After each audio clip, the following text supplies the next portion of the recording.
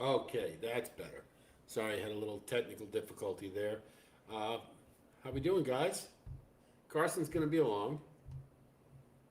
Um, hi, Nina. Hi, Nina. How's it going? Did you see that? What I sent you about the Phipps female line and baby league? That's a La Troyenne daughter, so that's a pretty royal. Uh, Hang on a second. Okay. Carson's putting her daughter to bed, so she'll be right along. Hi, Joe. How's it going? 3 out of 4. Sorry, Rod. Oh, thank you, Nina. Yeah, I hit the. I had a good day yesterday. Any of y'all who bought my card, you did pretty well. We hit all the most of the sequences I put on there. We got 5 out of 6 in the pick six, and I had a good day. I just had a really good day. I hope y'all did too. I know Father Sean. We talked a little bit, and I believe he had some nice scores as well. It was a good day. Hi, Paula. J Worm is Jamie's here. Good. Debbie's here. Let's see.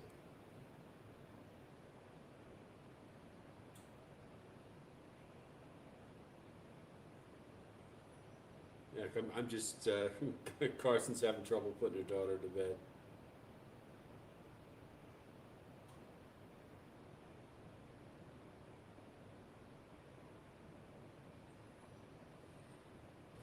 Let's see. Hey, Laura. How's it going? Father Sean. I'll repeat what we said yesterday, Sean, for the uninitiated. The Lord has blessed us all today, but He was particularly good to me. Sean, that's from River Runs Through. It's a little scene there. It's one of my favorites, and Sean's a fly fisherman, so he enjoyed it too. He sent me the actual clip. It was fun. Tyler. Oh, okay. Let's see what Tyler has to say. I wanted to share some personal news with you guys and let you know. Oh, Stockholm's. Oh,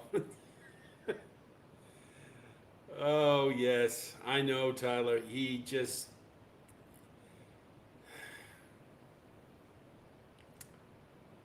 Yeah. I mean, I'm done with him. I like that horse, but that said, he's going to break great in the next race and win. I just don't know what to do with it. Oh, no, no. Remember I said, didn't you? Weren't you the one, Nina, who asked about the 1X female family? That's the La Troyenne female family. And what I had sent you was a clip of Phipps Stable promoted one of their winners who was a product of Baby League's female line. Now, Baby League is a daughter of La Troyenne. And I thought you had asked about it, so I thought you might find that interesting. But La Troyenne is a female, it was a great, one of the most influential dams of all time. And a lot of times, breeders, you know, you've heard them, they want to get as much Secretariat blood as they can. But on the female side, they try to get as much La Troyenne as they can. That's how influential she is. Very, very classy. The 1X female family has produced a lot of great horses. Smarty Jones, most recently, Pretty Mischievous, were a couple. But as I said before, when you see, particularly on the Derby Trail, when you see a 3-year-old with the 1X female family, pay attention, because that's a very classy horse. So I just thought I was pretty sure you had asked about it. If not, it may have been Debbie. I wasn't sure, but anyway, that's why I sent that to you. Let's see. 5% of the handicap races. First two, I had the first and second, but in wrong order. That's happened. Yeah, it was a good day. It was a good day. Those, I will say, Saratoga this year, the middle races are particularly tough. Usually the races like 4, 5, 6, and 7 are usually have been pretty tough.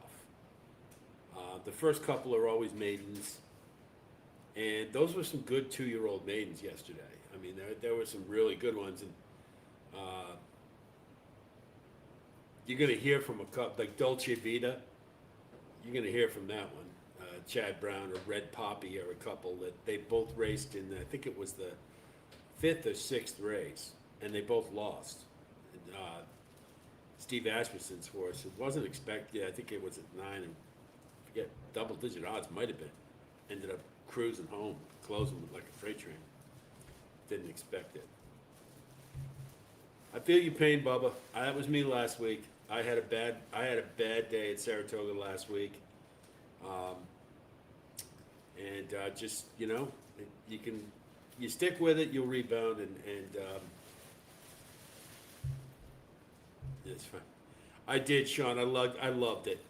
I loved it because I'm a Scotsman too, and that's kind of the thing I like about one of the added appeals of River Runs Through It, aside from being a great movie. That my father was kind of like Tom Skerritt's character. He's quiet, didn't say a whole lot, but when he did, it was usually had a very wry sense of humor. So when I see that, I think of my dad a little bit, and but I always thought it was just such a clever little scene. I always enjoyed it. But thank you for sending it to me. I was gonna go look for it and send it to you, but you beat me to it.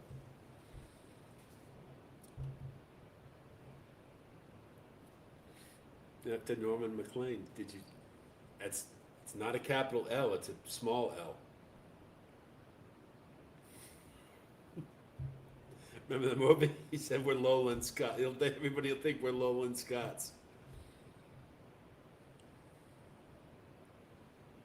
Let's see.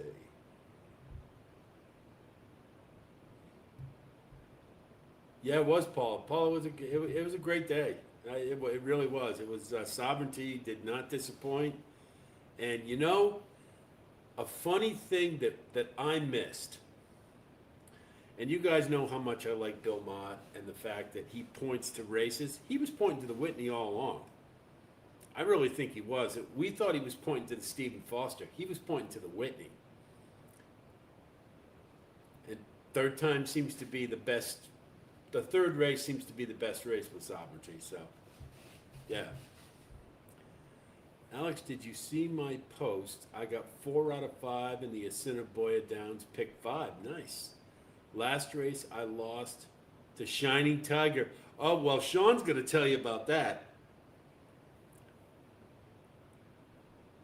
Yeah, because, matter of fact, that night, Father Sean emailed me or messaged me to tell me he got a really nice payout. That might have been the horse because of what I'd mentioned about Smiling Tiger. And to that end, I just got the last 2 races at Del Mar, and one of them was because of Smiling Tiger.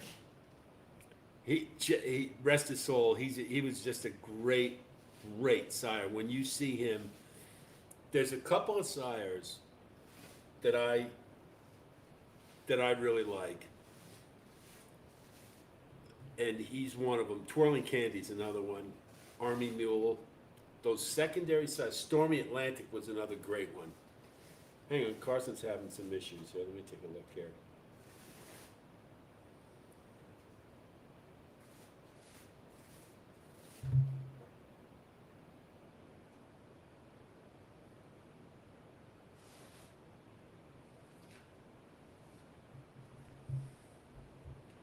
Hey, just be patient with me for a second, guys.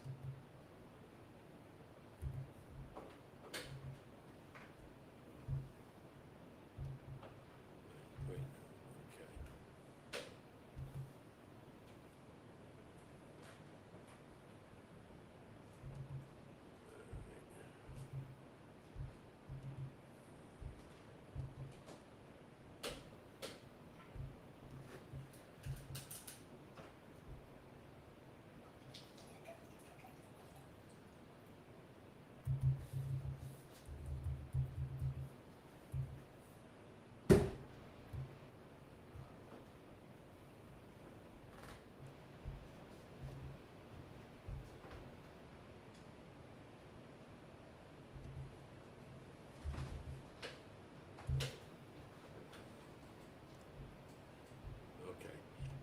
she's got. I'm sorry, guys. She's got her. Carson's husband is in the army in a pretty classified job, so there's a lot of security on her network. So she's having trouble, but hopefully she'll get that rectified. So we can hang in there in the meantime, I think. But yeah, Laura, good job. I mean, hey, pick fives or 4 out of 5 is. I don't know how many I've hit 4 out of 5 with, but that's good. You did a good job. $10,000. I needed antiquarian to get past nitrogen for the exact. A lot of people were on antiquarian. John Stetton picked them. And I'll tell you what the thing was with antiquarian for me. And if you guys watch my post on the Whitney, I threw him out. Now, I did call an audible because I talked to John. I asked him, what do you like about antiquarian? And the thorograph numbers. I bought the thorograph for this week, and that they really looked like he was ready for a good race. But I couldn't pick him to win. I only used him underneath, and the reason was, hey, Carson is here. And the reason all right, let's get you. Carson is here. We don't know from you though. How's the camera work? I see you. I can hear that you're working on it.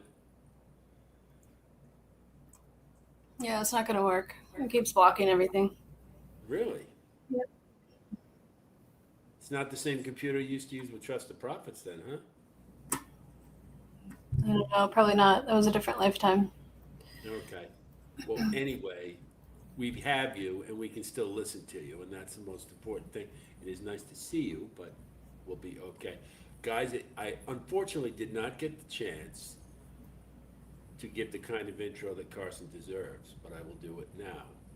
Carson wears many hats. She is a wife, a mother, a traveler, an adventurer, a fantastic photographer. You see her stuff on X all the time. She is the Fox of Keeneland, the Fox of Kentucky, and most importantly, I call her a friend. And so, without further ado, we have Carson Blevins with us, and good to have you, dear. I wish we could see you, but maybe we'll work that out as we go along. Yeah, I don't know what's going on. I can barely hear anything either. Oh, okay. Well, nobody's ever had a problem with me before in terms of hearing. Yeah, they probably installed one too many flock cameras nearby. Did you get a chance to see the Whitney? I watched a replay. Yeah, I can't watch Saratoga live, but I watched a replay.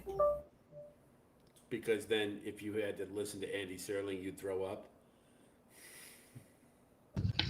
No. Carter's not a big Andy Serling fan, so, but that's another story. We can't get Baeza out of the gate. Just can't get him out of the gate. Yeah, I don't know. I heard nothing.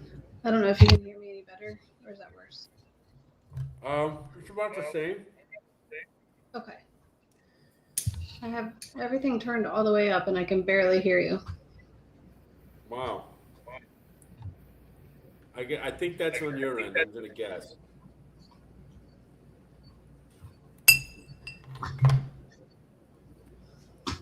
I heard ice cubes. I can hear those. That's it. I have no idea. No clue. For those of you wondering, I switched it up this week, and I am smoking a Despot Lancero. And pretty good. I don't smoke Lanceros too often, so I just decided to try. Got a nice little cinnamon type of taste to it.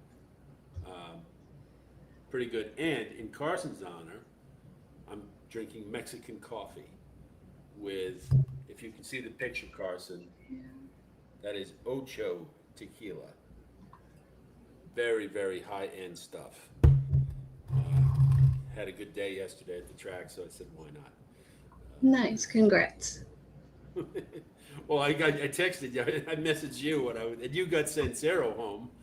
Um, Yeah, we were talking about him the night before, or like late into early morning, and I was hoping that it was going to be his race, and it finally was. Thank goodness. you know what? I looked back after you mentioned him. I went back and looked at his thoroughgraph pattern, and he was ready for a race. My thing was with him, as it often is that he's very comfortable getting third. But Yes. I think he found the right field for sure. So It was great. I talked to his groom. I didn't realize when he ran at Pimlico, the final Preakness weekend of actual Old Hilltop, I talked to his groom. I did not realize that was his maiden race. really, He oh was, okay. yeah. I was trying to go back through his card, but anyway. Jeannie's here. Hi, Jeannie. Good to see you. And let's see. A girl after my Carson. Debbie says you're a girl after her own heart, which is Ooh, not about tequila? surprising. This could be about so many things. Tequila? Well, it might very well may be. Yeah. We have a married couple, Joe and Debbie, who are we had on as guests a couple weeks ago, Yeah. and they come on different computers, but they live in Omaha. They're good people. We had a lot of fun. I usually start this off, Carson, if you don't mind. I Mhm. like to start things off. If you could give us a little background. I know we could be here all night listening to your history because it's quite extensive. You've I'm done a so lot of old. different. No, I'm old. You are not. Um, Okay, I'm old. But if you could tell us a little bit. I remember you. I've heard Carson's got some really neat stories, and she's going to give us a very different perspective oh, because my there camera's you are. working. Look at Hey, look that. at that. Look at that. Wonders never cease. Look who I That's got for you crazy. guys. I have no idea what the heck was up with my camera. All right. So Carson's got a very different perspective because as a photographer, she has access to the backstretch and has a very different slant on viewing horse racing and what it's all about. So what I usually do is if you just give us a little primer on or how you got into horse racing and we just take it from there. Well, my mom got me into horse racing. My mom got me into all sports, football, basketball, horseback riding, and then horse racing. But she used to host a derby party every year. So my first wager was a nickel on winning colors way back when. Um, Oh, and I think I have probably watched every derby since then with my mom or either on the phone with my mom. So um, can't always be on the phone when I'm shooting the race. So I usually will record, a few seconds up till the race. The past several years, I've been lucky enough to sit just past the finish line inside. So we get the best view in the house. she got an And unbelievable shot of Golden Tempo this year. it was great. I wish I had a little bit bigger setup. My budget is not like everybody else because everybody else is. So I don't have a lot of gear. I usually have my handheld, and then I try to drop a remote or two. And then remotes are, of course, under the rail. They're unmanned. They have to be triggered remotely. That's the name. But it's basically spray and pray kind of thing. You get your settings in at the beginning of the day. You can kind of check on your remotes throughout the day between races and your hope all your manual settings are right for lighting and where they're going to be. You have to handicap the races to see where the horses are going to run. Like, is this horse going to close late and come up the outside? Is this horse going to run the rail the whole time? That type of thing. So usually drop ideally 2 or 3 remotes and you have one focused on the rail, one focused out wide to get a good shot. I just happened to get lucky with the one remote that was working by the end of the day. It was 2 long days of racing. That's amazing you mentioned that. I never would have thought of. I know you handicap because you play the ponies, but I didn't know you would do it as a matter of figuring out where to be. And I'll tell you a little correlation to that. Last night I was over at a friend of mine's and we were watching Bruins videos because we're Bruins fans and it's off season. We had nothing else to do. And you know that famous picture of Bobby Orr where they won the Stanley Cup and he's leaping in the air, and Yeah. the photographer was talking about Yeah. how he figured out where to be so when the goal was scored, he would be in the right position. So it's kind of the same thing. So that's pretty cool. I had no idea. I thought you guys just sit on the rail and whatever happens happens. That's pretty cool. Well, I mean, we do our best. Like I said, we can't always predict, how things are going to go or what they're going to do. But yeah, if obviously Golden Tempo is a known closer, so we knew middle of the track or even further out would be about where the action would be for the final race. And then it's going to be dark that time of year. We're under the lights at Churchill. Well, you get the grandstand lights, plus they also have a light at the finish line, so you're accommodating for variation in light throughout the day. And then for the past 10 years, I guess, it's been raining off and on throughout Oaks and Derby days, so we get to play with the weather and Yeah, I fight. mean, the lights, I didn't think about that, but they've been running the race later and later, and the time of year that it is, it really must mess with your, like, trying to figure out, how to get the lighting right. I mean, it hasn't, you've been spot on so far, but Yeah, it's fairgrounds, it must be a nightmare for them. Fairgrounds is tough. I did go down there, and especially the Derby qualifiers. It's early in the year, like January, February. It's cold, miserable, and or during Mardi Gras. So, Well, that's not so bad. yes, outside influences are abundant, but I think that Fairgrounds is probably the toughest. And Tampa Bay, you're also kind of shooting. If you're shooting inside, you're shooting back against the grandstand, and the lights are on the other side, so you kind of lose that light behind the grandstand. So now I got a question, and I'm gonna throw questions in. I wanted to mention Father Sean. Yeah, I just logged in to read the comments. Thank you. Father Sean just brought up that Zanal finally won a race. He won the West Virginia Derby, and that horse has scratched out of more races. It had to happen sooner or later. And I actually thought he was on his way. The last race I saw, I was like, he looks like he's getting there. I just don't know if he's fast enough. Well, he's fast enough today. Won the West Virginia Derby. Now, the question is from Jamie J. Worm. You've probably seen him on X. Okay. And he did a great show with us last week. He has racing apps, handicapping apps, and he's asking, do you ever wager on races you are shooting? I think I know the answer to that. So I have, but typically not during, like just before the race. Like I said, we're handicapping the race to kind of see where the horses are going to finish and see where to shoot. So you already have an idea of hopefully how things are going to play out. We always get those surprises. And once you're dedicated to shooting either inside or outside, that's where you are. We can't cross back across the track after they've harrowed if it's on a dirt race, and then safety reasons, we can't be running back and forth across the turf course. So if I'm shooting inside, I'm usually dedicated and stuck inside in the infield all day.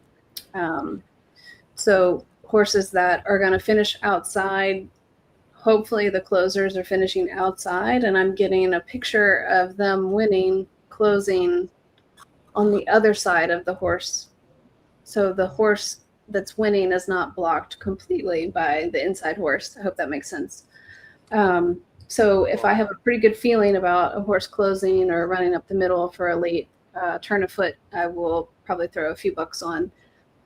I try not to do too much wagering. I don't want to get distracted from my job, and then I kind of feel like it's double dipping. So getting paid to be there for the daily rate. If we get a good shot, somebody picks it up for an ad, I get paid, and then if I made money wagering, then I also get paid. And we don't want to. Well, what they don't know won't hurt them, of course. This is true, yeah. For those of you who don't know, Carson and I got hooked up by Trust the Profits, where we used to go over and we did our little Regis and Kathy League thing like we're doing here. And Carson is the progenitor of the highest score Trust the Prophets ever had. I believe it was at Turfway. I'm not sure. I think it was, but Yeah. Carson threw a trifecta in there. That was I can't even I don't have the word. It was awesome, and it was not expected, and it was phenomenal. So the point being is, aside from being a very fine photographer, Carson is a very good handicapper as well. And my personal thing I wanted to ask you about, if you don't mind, is that we talked about this a little bit before, but you're a visual handicapper, right? Aside from the X's and O's, and that's something that I'm always endeavoring to get better at. And I, I picked up things from listening to you and Kaylee Shapiro and other people. But if you wouldn't mind, like when when you're on TV, when you're watching simulcast, it's not as easy to pick things up in the paddock. But when you go to the track, or even if you're watching on TV, what are some of the warning signs? I think I mean, I have little thing that I like to see is I love it when the horse has his head on the outrider because he looks ready to roll. That's just me. I mean, but to me, what's more important is finding the signs that they're not ready to run or they don't like. What are some of the things that we can look for if we see that you go, no way, off? Yes, some of the horses, especially if they've been at the track a few times, if they're familiar with their environment, but they're still getting washed out, which we call, they're lathered up, or they're very distracted in post parade, seem to have too much energy, which if it's a new track for them, I can forgive a little bit of that type of behavior. It's a new environment, new horses, new smells, new sights, new sounds, that kind of thing. But Yeah, I never thought of that. So it's like an away game kind of thing. yeah, you got your home field advantage for some places for sure. And then some horses will come in and they're just lathered up from head to toe. They just look. Yes, it gets hot. Of course, it's summertime. They're going to sweat. If they're not sweating, that's also a big indicator. If it's hot and muggy, which it tends to be in Saratoga and Kentucky in the summertime, of course. And New England, Not it's brutal sweating. today. That's a big concern. Well, that's good. But Yeah, good to yeah, know. I mean, excessive sweating. They're not focused. I I'm trying to remember who it was, and it may have been Rattle and Roll. I'm trying to think. It was at Ellis Park, but it was when they had transplanted the Churchill Downs races to Ellis Park for the summer. So everybody was just sort of out of sorts. They weren't running where they typically would be. They were redoing the turf at Churchill, so they were having to run turf races at Ellis. The Stephen Foster was at Ellis Park one year. oh yeah, that's right. A few years ago now. But there was one horse, and it was I don't know why. It's a Kenny McPhee horse, but I can't remember if it was Rattle and Roll or somebody else. But he just basically refused to go to the gate. Would not go. They did the post parade down to the track, and they had to back the horse the full length of the stretch up to the starting gate to get him to load because he would not go around forward. And I think he ended up being a late scratch because of the delay. But so I would hope so. Yeah. I'm trying to think of who it was, and I feel like Rattle and Roll was more professional than that. It figures it'd be a Kenny McPeak. Yeah, I can't remember who it was. It just fits. It just. So, Brian was definitely riding, and the best jockey to be in that situation. He has an immense amount of patience with them, and knew the horse, so he knew what to do to try to convince the horse to get to the gate. But they ended up scratching. But stuff like that. There's been a lot of talk about Bison not wanting to break from the gate, or seeing if this is like a mechanical issue for him or a psychological issue for him. But if the horse doesn't want to run, they're not going to run. I don't understand it because it seems to me one of those things that humans are very guilty of this too. And I remember when I was playing sports, you can just develop little glitches and you don't even know why they happen, but then you can't get rid of it for a while. And there was a Major League Baseball player who I forget what it was. He developed this thing, he never got rid of it. It's like pitchers who lose their control. Mm-hmm. And with Baeza, he used to break fine. I Yeah. mean, God, the Jim Dandy last year, he was neck and neck with Sovereignty all the way around the track, and then all of a sudden, it seems like what happened to me is that that first start this year in the Ali Sheba, when the starter held him, now he's Yeah. almost Mhm. expecting them to hold him.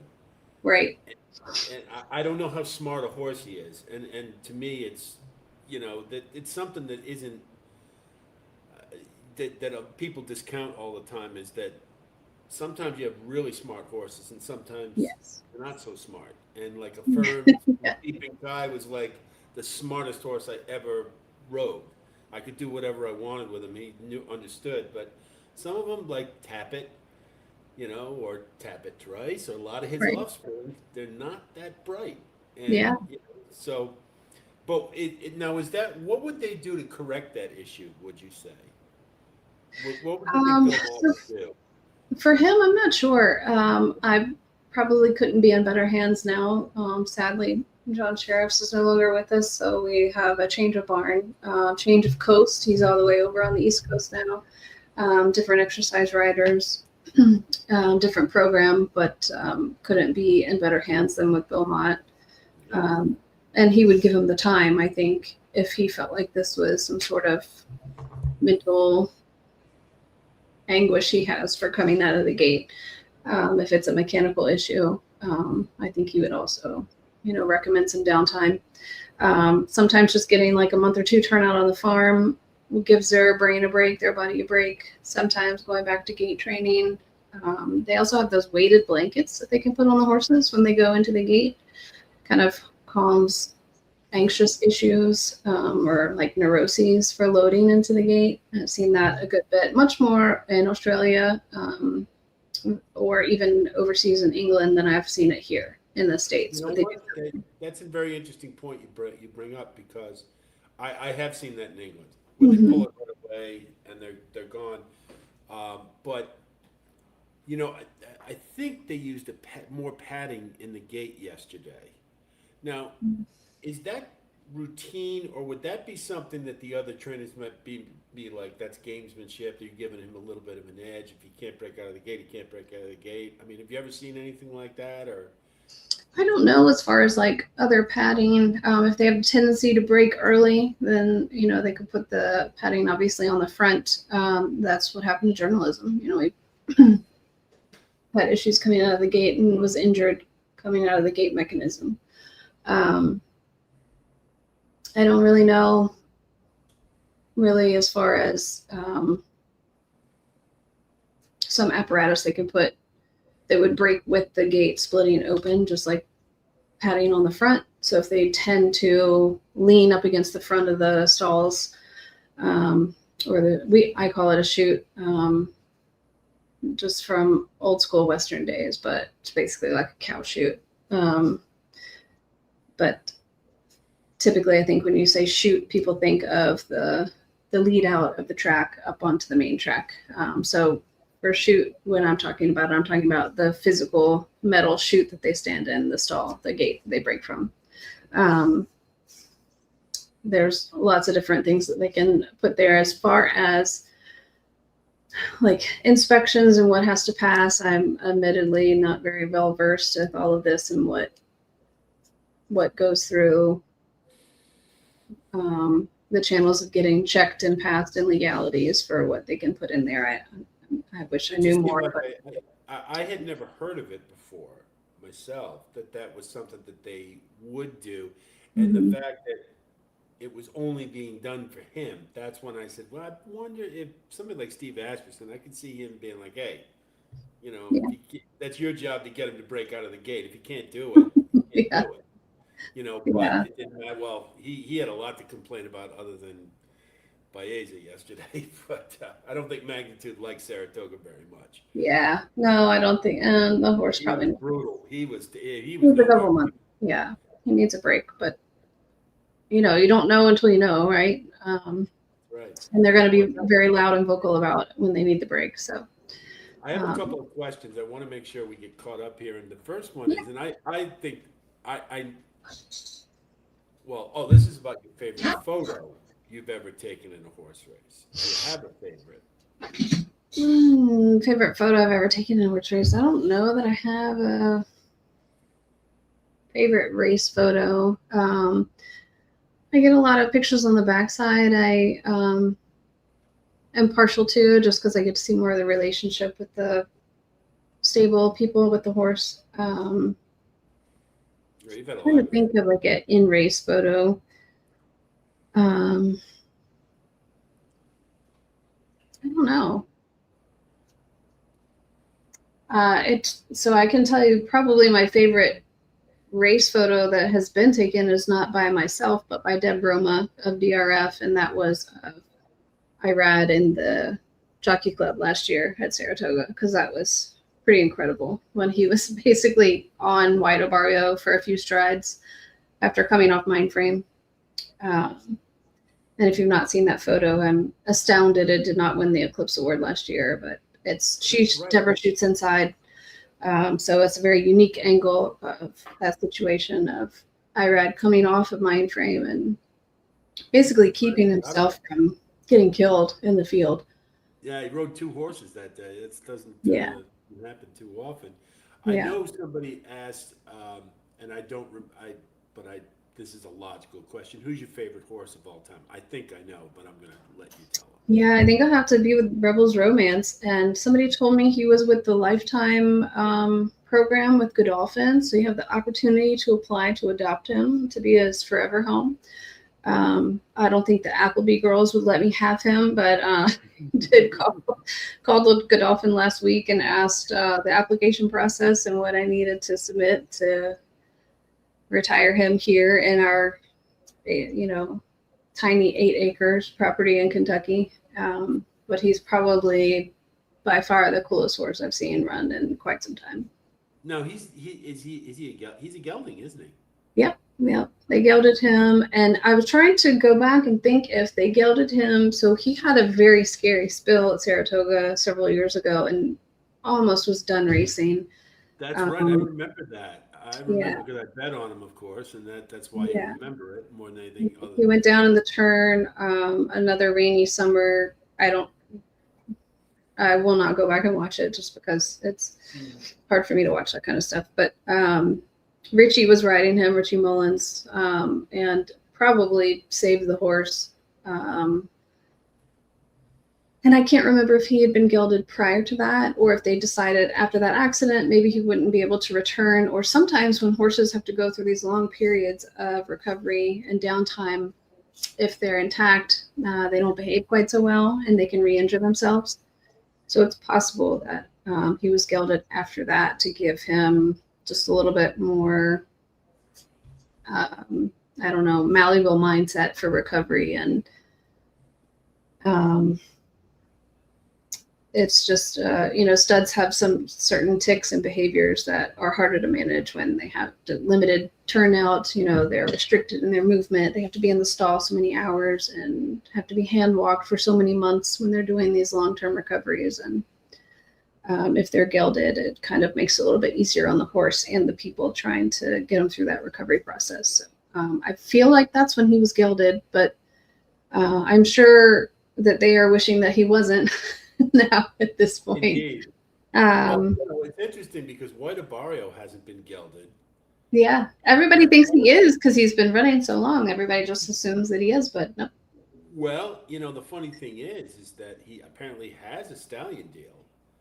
His pedigree's awful. I mean, race day, and I forget who. I don't even know who's underneath, but that was always the thing with me. I said he'll never get 2 turns with being by race day and and away from Gulfstream. He didn't do well in the Derby. I threw him out, but he's a lot better than I thought he was. Yes, but, I think that's another horse who has just been impeccably managed, and that's all the ownership group because he's not been with the same trainer. He was with Safi before and then went to Dutro and back to Safi. And I think that ownership group has really done amazing things with him and getting him placed properly and keeping him with the people that get the best performance out of him. So, what did you think of, a side note, what did you think of Next coming back? I don't know that I've seen the horse go yet. So he kind of snuck back up on the work tab recently. He's coming Uh, back. He was supposed to race, and they pulled him out because they didn't mhm. like the way he was training. But he is coming back. That's Yeah. 2 years away, and you don't see that too often anymore. But No, you're right. was he a stallion?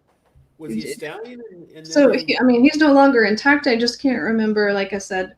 And this is one thing that I wish I worked for the Jockey Club just for data management. I swear I would work 10 hours a day just doing data entry for the Jockey Club and Equibase, but they won't hire me. But um, I wish you worked for the Jockey Club too. All of us do, because then you do your Carson thing and be like, just "Can I I'm inject all some common about sense into you guys?" And just for a minute, can you? I'm all about transparency.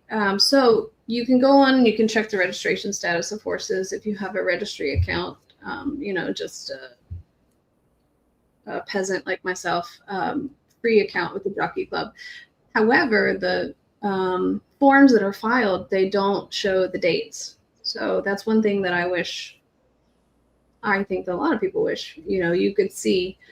Obviously, that's not going to show up on Equibase because you could see it in the race notes, first time gelding, et cetera, that type of thing. But it's not something that's going to pop up in a chronological order. And I wish that you could go to the Jockey Club registry, check the registration status, pull up that gelding application or gelding update form and look at the date to see when they gelded them. If you have Encompass, which is I don't know, accelerated advanced access to Jockey Club files and information, then you can see the dates of those types of things. And you can also see injuries from training, specifics to injuries during races and that type of thing. Why data isn't free, I will never know, but I understand protecting investments and that type of thing for stud deals and horse management, the claiming game and that type of thing. But as far as information that's useful to the betting public, I think that there's a better line that can be drawn in the sand as far as what information is published. So Well, there's a lot of, that's certainly a very hot topic. People want the past performances for free. And yeah, I don't know. I mean, they get Equibase. I mean, they're going to make some money somehow. The managing data, all of that data is yeah. I mean, you going. pay per video on Equibase. They also sell past performances and data. So I know I get all of that. But I think that if people could pay $25 a month, let's say, for Encompass access to the Jockey Club, that would solve your aftercare problem yesterday. Well, I know you've been really good about that. Carson's on X quite a bit, and she's very good about pointing out horses who are in trouble, who need a home, and the interesting thing is that the most famous case I can think of is Ferdinand, because Ferdinand won the Kentucky Derby in 1986, and he was aptly named because he was a very sweet horse. And to those of us who remember the book from when we were children, like my mother read to me, Ferdinand, wow, did it hurt? Uh, he was very aptly named. And it was a really nice story. And he sadly went to Japan and didn't make it as a stallion, and horse meat is a delicacy in Japan. Need I say more? So the So, crazy thing about this, which a lot of people don't know, is that stud farm had that horse placed. He had a home after stud duties. They were going to geld him. The agreement was he was going to go to a riding school. So he was going to be, an older gelding for basically riding lessons for a private school nearby. And then the school didn't show up to pick him up. Isn't that nuts? yeah.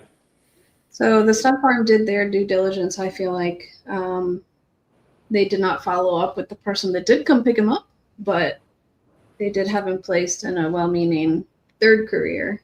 Well, the one thing I will say is that now I admittedly Carson is a much better authority on thoroughbred Africa than I am, but I read a book a long time ago about P.G. Johnson. And for those of you who don't know, P.G. Johnson was a New York trainer. There's a stakes race in Saratoga named after him. He was a crusty old guy when I ran into him, and he had Volpone, who won the Breeders' Cup Classic. And he was a classic example of one of these horses who it all finally came together at the right time, and he won at 30-1. And he was a horse that, they had talent, he just couldn't get it out of him. But I'm reading the book about Volpone and all the trials and tribulations trying to get this horse figure out how to run. But the one thing that always has resonated with me from that book is he talked about 2-year-olds back in the day. Now, this is when I say back in the day, we're probably going back to the 40s. And he actually said this, to tell you how far things have come. He said, the 2-year-olds who couldn't run, we just take them out back and shoot them. That's what they used to do. Big difference now. So I feel like that's more, I don't know. He may have been exaggerating, I'm sure. But a bit different. However, the point probably of the matter is more humane than what happens now, to be honest. Yeah, So, that was my point. Yeah. All it was. But now, Father Sean O'Neill from Ireland says, Carson, do you have a website with your photos, and are your photos available for purchase? so I do have a website. I usually have a gallery, and I'll put photos up for like morning workouts. When I shoot the races, I'm usually covering for a sports buyer entity, and I'm shooting editorially, so those photos can't be sold. They're published for various publications, be it print or mostly digital now, as we are in the digital age or beyond the digital age. But I shoot for Agente 305 now, which is an international sports wire, but they're based in South Florida. So a lot of their stuff is published, like Turf Diario in Argentina. Venezuela also has some publications, and Uruguay as well. They have big breeding programs down there. So a lot of my stuff is disseminated to other countries. And some stuff, of course, is published here. But we can't sell when we're shooting editorially. Only the official track photographer can sell photos from races. So typically, if somebody likes a print, I don't mind, sending a copy, a low resolution digital copy, if they want to share it on social media. Ask that they tag the sports wire that I shoot for. The stuff that I do, I don't know, I call it artsy fartsy. Trying to do like little fine art twists. I've shot some galleries for Art Basel in Miami, and then also submitted some artwork for hotel decorations, to hotel decor. They look for artwork. Hospitals look for artwork to put on the walls. It's a little bit more abstract. It's not editorial. So I'll do stuff like that. But if you are not the official track photographer, you cannot sell editorial prints. So. Now, would that be Barbara Livingston at Saratoga? So Barbara shoots for DRF. So she's the head photographer for their publication. So everything she shoots goes and is published with DRF. And I know she does submit lots of other photos for galleries at like the National Museum of Racing Hall of Fame. And she's also a huge proponent of preserving older horse media from photographers in Kentucky, and then Jim Raftery down in South Florida, and a couple of other photographers that have since passed. She has bought their copyrights, and it preserves their negatives. So she's essentially the only person we have in horse racing that is cataloging all of these photographs from prior photographers, and is preserving racing history. Ridiculous. That's ridiculous, because Mm-hmm. the coolest thing to me, now I'm kind of anachronistic in I usually, I always think I should have been born at another time. But one of the things that I love about horse racing is history, because I love history, and I love seeing old photographs. One of the coolest things, I think you can see it on YouTube, is the match race between Sir Barton and Man of War. Yeah. It's silent footage. But it's cool. The Yeah. match race between War Admiral and Seabiscuit. And the coolest thing about the movie to me was the lighting, Hmm. which is really strange. You might be because you might appreciate that as a photographer, but to me, the lighting made it seem really like it was 1938. Yeah. That was the cool thing to Authentic. me. Yeah. But the fact that, well, that's one of, like, you take baseball, like, baseball's all over their history. They've got a million people archiving it, and Yeah. there's nothing that's gone astray, Hmm. especially if you go to the Hall of Fame, that. But that to me is like the first order of business if you want to sustain your label, is you have your history, and horse racing has tons of it. Yeah. And um, yeah, I mean, it should be. I mean, some of the great stories. I mean, in this day and age, it's hard to get an Arcon. 99-1 wins the Breeders' Cup Classic. But I mean, back in the day, there's so many great stories that would get Hmm. people interested in horse racing that people haven't heard about. Like, what was the one where Shoemaker misjudged the finish line in the Yes. Derby, or Dark Star beating Native Dancer, and Oh yeah, I got him up here. Dark Star. Let's see if I can get him up there. That's my Derby story. It's up there at the top. That's Dark Star beating Native Dancer above Secretariat's Belmont. You see it. wow. This is my Triple Crown wall behind me, but Dark Star is the best Derby story of all time, I think. Oh, well, please, because I don't know it, but I just know it's a cool name, and the Grateful Dead had a song about called Dark Star. Or I think Yeah. they did, or Crosby, so somebody did. Anyway, but I didn't know what's the story? So Dark Star, I believe it's 53. My dates are going to get fuzzy just because my Yeah, recall that sounds right. before. But, 53 Derby, and he, of course, upset the Native Dancer, who went on to win literally everything else he ran in. But Dark Star did not qualify for the Derby on Saturday until Tuesday. So this is back when they had Derby trial.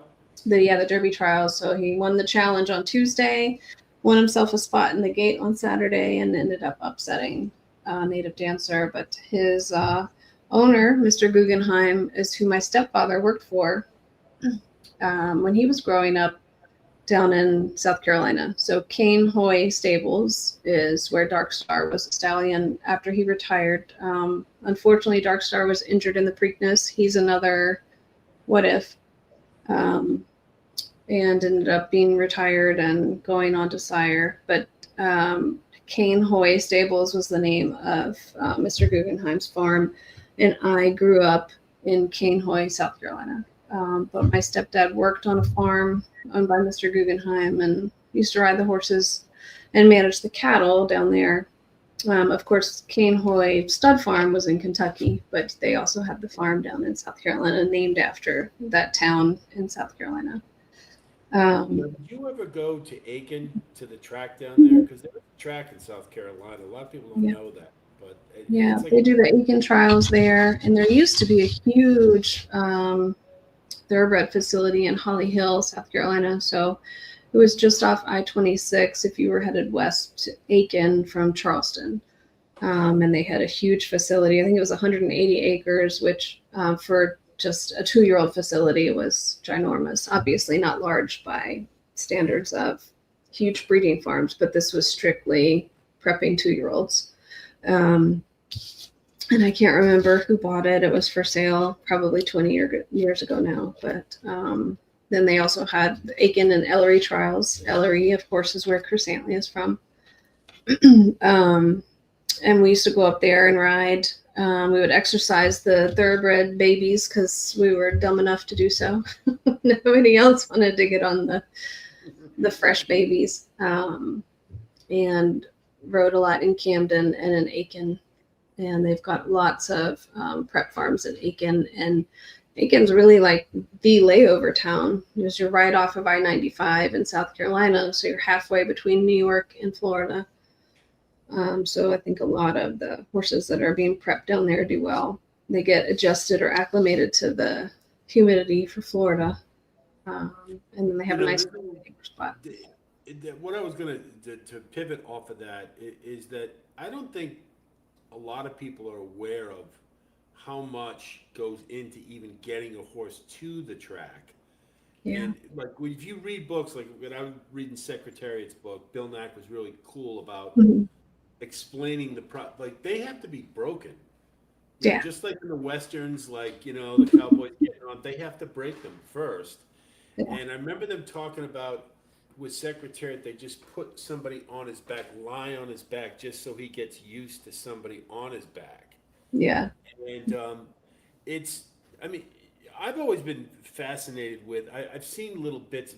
There was a documentary about Dick Mandela few years ago called On the Muscle, Mm-hmm. and it showed the yearlings coming off to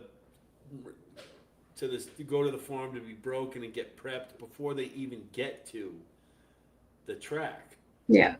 And could you maybe give a little synopsis of what goes into it? Like they get sold and then boom, what happens after that? Well, handling, starts from day one when they're foaled. So weanlings are prepped for the sales. Nowadays everything is about sales, I feel like. But they still have to be handled. Sadly, we have horses that just go right to breeding. They don't run at all. So we probably have some brood mares and some stallions running around that have never been backed. They start, the handling process when they're born. Obviously, the brood mares are handled during their pregnancy, and then babies pop out. We get a halter on them. We're leading them, brushing them, grooming them, getting their hooves trimmed, and handling them early on. And then, weanlings or yearlings are the big sales. So September, of course, coming up will be the big sale for Keeneland. And most of those horses will be yearlings. And they In August, look, it's Saratoga right now too, right? yeah, they look like the yearlings. They look like 2-year-olds. Like you look like you could go ahead and back them. But of course, come January 1st, all those thoroughbreds are, by all intents and purposes, 2-year-olds. It doesn't matter when they were foaled. So you're probably getting on horses that aren't even fully 24 months old yet, getting them used to working in the round pen, a bit in their mouth, like you said, laying across their back, putting the weight of the saddle on, getting a girth on them. And thoroughbreds are a very peculiar breed in that they're very much like big dogs. They have specific personalities that I have not seen in other breeds of horses. They're playful, they're curious, they're very smart. Yeah, we have some not so smart ones, but for the most part, they're very intelligent and curious. And once they get in their routine, that's what they love. They thrive on work. They thrive on having a job. And whether that job is going to be running fast or. I'm sorry. That's the most underrated thing to me is intelligence. Yeah. It really, if there's one thing that trainers love to beat home about their horses, is how smart they are. Yes. Yeah. I mean, I remember one of my first horses, or one of my first exposures to that, was Patrick B. and Cone talking about Lionheart. And if those of you who don't know, Lionheart finished second in the Kentucky Derby in 2003 to Funny Side. And he almost wired the field, very much like Hard Spot, very similar. And Patrick B. and Cone, he's so intelligent. And he was a hard knocker. He was more of a one-turn horse, but yeah, to me, Woody Stevens used to watch for the boss of the herd. Yes. And that was his thing. So you find out who the boss of the herd was and follow them all the way until he could buy them. They want to be in front. Exactly. And that's why, and maybe you can back this up. I tell these guys all the time about herd mentality. Mm-hmm. And there are some horses who can't win. And they literally can't. And the only way they can is like Sun King. You may remember him. I mean, he had seconitis. That's what it is. And there were a couple horses back in the day, Dynaver, Perfect Drift, Sun King. You could put them in your trifecta every race and not worry about it. But they couldn't win. And like Dynaver would be favored everywhere. Like he's not gonna win. He's gonna finish second or third. But Sun King, the only time he won, they had to put him on the lead in an inferior field. So he couldn't, because as soon as a horse would pass him, he would just stop running and then follow him. Like, oh, that's it. Yeah. But yeah, I mean, is that your understanding of herd mentality, basically what it is? I mean, Yeah. Well, it depends on where they want to be. And we see this a lot. I'll take horses that are retired from racing. And the first thing we'll do is we'll take them on a trail ride. And you want to see what they want to be on the trail ride. So that has a lot to do with how they raced. Typically, if they're coming to me, they were very terrible on the track and they did not want to be in front. But they will tell you a lot about what it is they want to do in their second career or third career, wherever they are in their life. But I'll have horses that will refuse to go to the lead on a trail ride. They cannot do it. They don't have the guts, they will not go to the front. And then I have horses that will do everything in their power to be in front. They want their head in front, and that's it. And they will go as fast as they can until they're just in front, and then they'll slow down. And only then will they slow down. So it's curious to kind of watch them sort themselves out in the paddock or even on a trail ride. They kind of have like their own little rank and file system that they figure out amongst themselves. And so that makes sense for Mr. Stevens to be like, well, I want the boss, because that horse wants to be in front no matter what. So then it doesn't matter what kind of trip the horse gets. Their heart is going to make sure that their body and their nose is in front at the end, no matter what.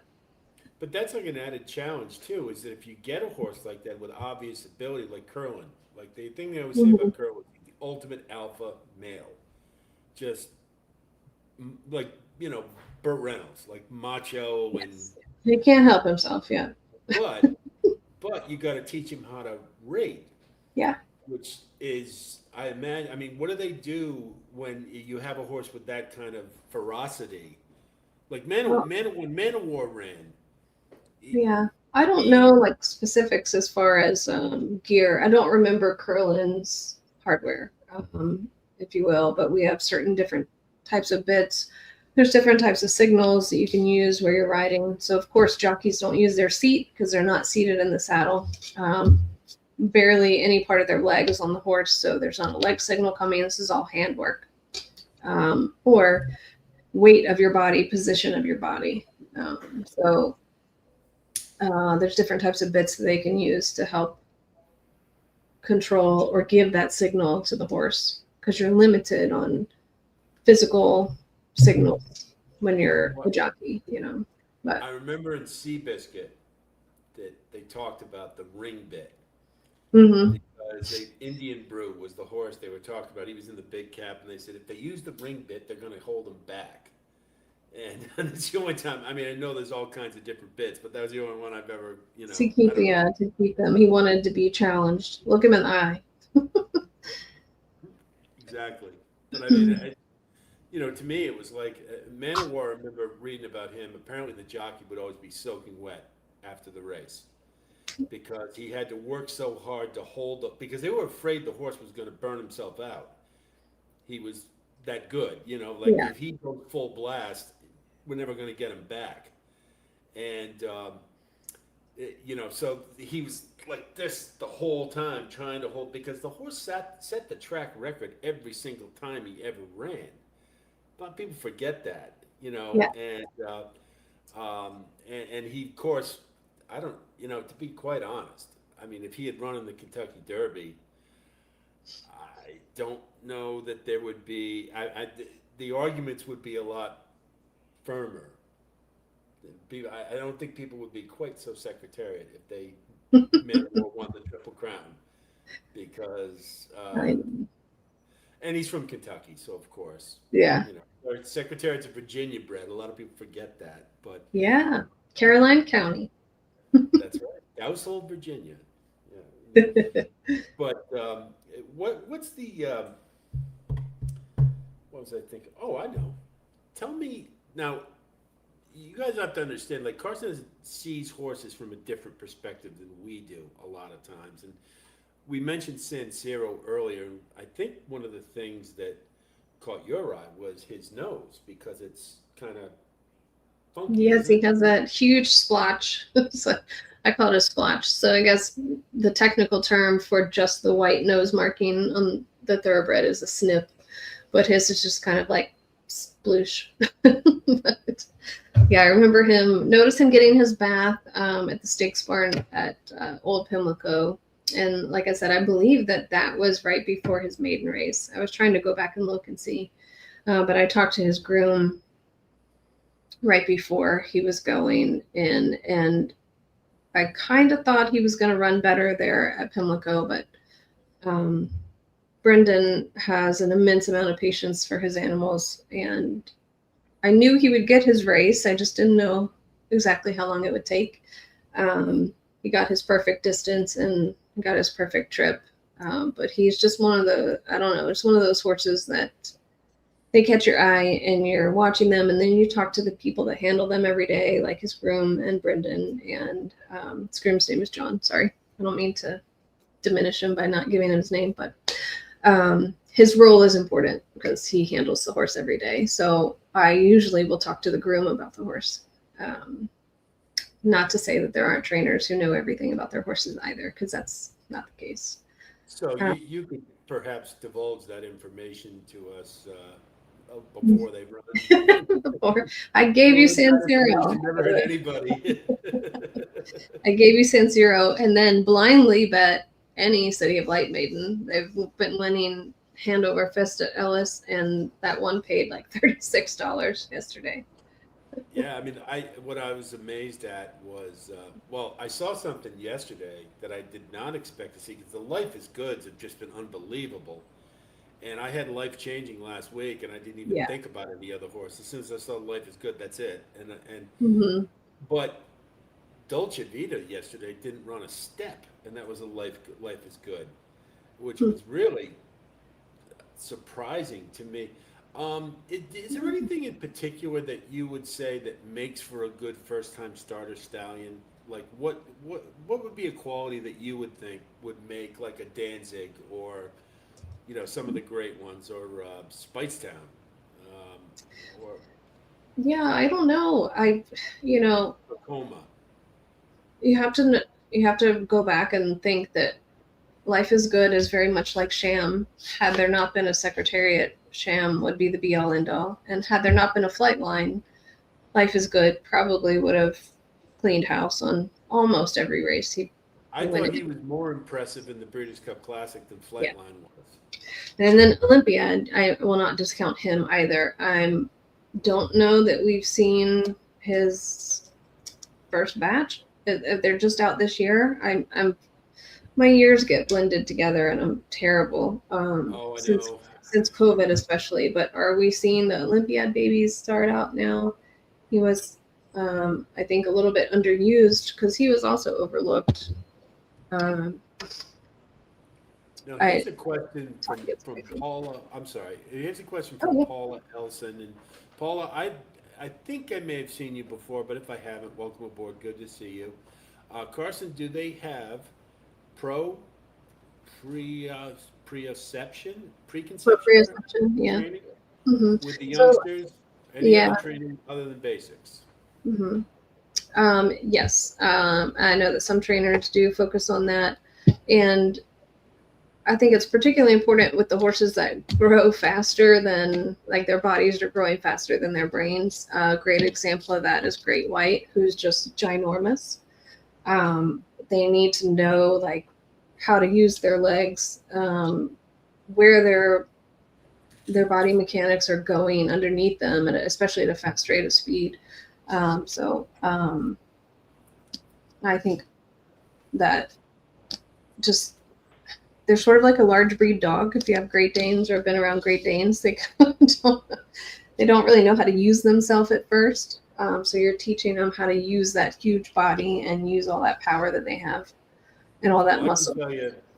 I can tell you from firsthand experience, I was growing at 3 inches a year for quite some time, and it took me till I was 25 until I had full command of everything. And I remember, God, I used to butt my foot on everything when I was a kid, Hmm. and so when I see the big uns, then I go, like Majestic Warrior was one I remember very specifically. He won the hopeful, and I said, when that horse fills out, look out, because his pedigree was unbelievable. It was like Hartspuns. It was a higher genetic strength value score than Hartspuns, and he was a big horse.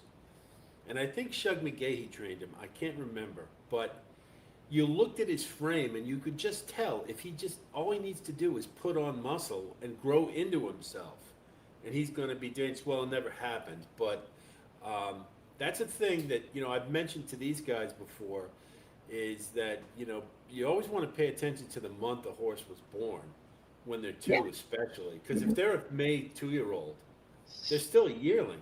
Technically, well, not quite, but I mean they're Hmm. if they're running in like April, they're not even 2 years old yet. Yeah. So those Wesley Ward races, the 4.5 furlong ones, but Yeah. which I hate, and his stats are padded because of them. But hey, Yeah, Keeneland Spring is very early in the year for a lot of these horses. here's the So thing: why don't they it's a bit send unfair. Baeza Wesley Ward? He's the best trainer at getting horses to break well. He is well, and then I think that speaks to Apollo's question too. Is the horse needs to know how to use themselves to get up out of the gate.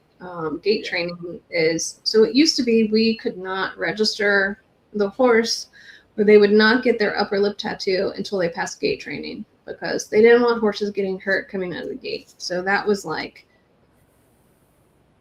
that's the final test. Once you got your gate training card, then yes, you were safe enough to start in a race. So proprioception was a big part of that, in using themselves to get up and get up out of the gate without getting hurt or hurting somebody else. Breaking in a straight line is still a big deal. You can watch them coming out of the gate. That's the Um, other thing. It's like, you guys, when you watch those overhead or the frontal view, mhm. which you can do on Twin Spires, race replays, Yeah. particularly with the 2-year-olds. When you see one that's all over the place, he's green. He's going to take him a start or two. And, especially when we see it all the time. You see a horse, even when they win, if they're really green and they're I mean, I remember told you guys about Emerging Market. He was taking kickback in his first start. Now he won the race, but you could tell he did not like it. And I said, now that's something that And that takes horse work. is very petite. Like he's a very I think he's a pony. If you actually had a hard stick measurement at Derby, he was probably not even 15'2". Like he's a very petite bodied horse. He's very small. So um, Great White is a monster. I remember yeah, we were at Keeneland. I was like, Jesus, look at him. And yeah. but size doesn't always matter. But at Sovereignty, it did. Um, he would, it's a funny thing on TV. You can't always get an impression of how big or how Yeah. small, but when you do see it, I know in particular that's something I look at when a horse is a little pocket rocket. Like there was this horse out in California, Megahertz, and Yeah. Megahertz would win in California all day long, and he was a great. I think it was a she. She was a great closer. She closed like a freight train, but you put her in a 12-horse field, swallowed right up because you Hmm. just couldn't get free. It's so, another little thing to think about is when you see these little horses and they go into big fields like the Derby. They get knocked around. Yeah, like a Yeah, little I mean, pinball. yeah, Sovereignty. Debbie says Sovereignty seems huge. Yeah, he is. Yeah, He's and the he's biggest. just yeah. The biggest one I ever saw, and that I think Carson will back me up on, was a horse named Rock Hard 10. He Well, was an that's how he Adonis. got his name. I mean, he was exactly what his name was. Yeah. He was 18. I think he was 18 hands, and he ran in the first time I ever saw him. He ran in the Preakness in 2004 when Smarty Jones won. And the only time I've ever seen this, if you watch that race, Rockhart tends to the outside. His head was above every other horse he was running against. You could see it, and there was Eddington was a pretty big one in that race. I bet. So, and he was like they compare him to Zandon Oh, because okay. they're both just magnificent looking, like win the contest every day in the paddock. Um, when you go to the smaller tracks, that's when you can really see the Yeah, anatomical see him up differences. close. Saratoga, they're all perfect. Keeneland, they're all Yes, perfect. they're all shiny. Yeah. But what's the now as far as like what I was getting to was what are the things that you like out of horses? Like when you see them, what catches? What's the thing you look for, or what is it that when they get into Carson's stable? How do they get there? What does he look Um, for? well, I'll be biased about the city light babies. And then I will also look at workouts and what barns they're in, depending on who they're training with. I think a lot of the bigger barns, they can get lost. I know that sounds strange, but um, Seabiscuit. There you go. Sonny Jim Fitzsimmons, Monster yeah. Stable. Um, Joseph Lee Racing, I mean, he probably personally has 6 horses. Adrian DeVoe has 10 horses. These smaller barns, they know those horses day in and day out. I will blindly bet any Joseph Lee Racing horse. Really? Yep. I've seen Uh, him. Don't know anything about him, but I've he seen was him. an assistant for a long time for Kieran McLaughlin when he was Godolphin's trainer, like basically Godolphin's go-to trainer, and he trained over in Japan, Hong Kong. But he has a small little string now, and Mayday Ready was one he ran a big stakes race with last year. I'm trying to think He who he did. had this year. Another big turf I runner. can't think of the horse, but I know Yeah, he did. Flavian rode him. He won at Keeneland. Anyway, um, so I look for certain trainers on the card, and then as far as the horse itself, really just age and mindset, how they're working. Um, there is, I guess, like how they walk in the paddock. It's hard to tell sometimes when they're out on the track because depending on the condition of the track, they could walk differently. But I'll try to watch them walk in the paddock where usually the ground is level. Watch how they use their hind end. If it is a shorter race, like a sprint, I'm going to look for the horse that's still butt high. So he's going to come rolling from behind whether he likes it or not because his hind end's going to push him that way. So yeah, it just depends on what the race is and where we are. I know that sounds like a lot, but No, not little. at all. I mean, it's just my whole idea behind Right at the Wire was to educate, give something back, and also give perspectives that are different than mine from different aspects of it. And these are little things that I didn't grow up on a farm. I didn't grow up amongst horses, so I Mhm. am oblivious to a lot of this stuff. And I'll ask it what I consider to be probably a stupid question, but I'll ask it anyway. Are there signs, things you can look for to tell the intelligence of a horse? That tell what the intelligence of a horse is. That Yeah, what you how said? smart they Um, I don't really know. I mean, we're limited in like how much we can interact with the horses. I can tell you that some horses always know where I am, and they can hear that camera click from 100 yards away. They're very aware of changes. So like I'm not there every day. So they know, hey, that person's new and that's different. And I'm going to pay attention to that because, stranger danger or hey, this looks like something fun and interesting I want to check out, and curiosity gets the I best of like them. curiosity. Yeah, I So like curiosity. The thing they used to say about mhm. one of the big things Bill Nack always pointed out about Secretariat in his book was walking up the aisle at Aqueduct to Mhm. go out the track. Plane came by. The Secretariat stopped to look up at the plane. Yeah. And of course, Secretary was a very smart horse, Yes. and so it's like little things like that they're aware You know Yeah. that they're yeah, and a lot of people don't know that's why they put blinkers on him Right. because he was so curious. Trying to look It at too much. wasn't to get him to focus. He knew what to do, but it was more just like, oh look at that, look at that maple tree. I've never seen one like that. You Yeah. know, so, Yes, exactly. uh, Um, and all right. then I get How would partial you? to horses that train here, and I can see, I don't know, see changes in how they look. Probably most specific example I can think of was I was down in Florida, so I used to cover Florida before I moved to Kentucky and covered Gulf Stream for 8 years almost. But Kathleen O was Shug's filly, and she was supposed to be the shoe in for the Oaks that year. I remember And I her. remember her showing up to the track for one of the maybe it was on the Florida Derby card, and I saw her, and she just looked like lackluster. Coat didn't look good. She just looked like maybe she had a growth spurt and kind of didn't pick up weight. And I was like, nope, toss. And I think she ended up being like 9-5 or something crazy, but didn't even hit the board.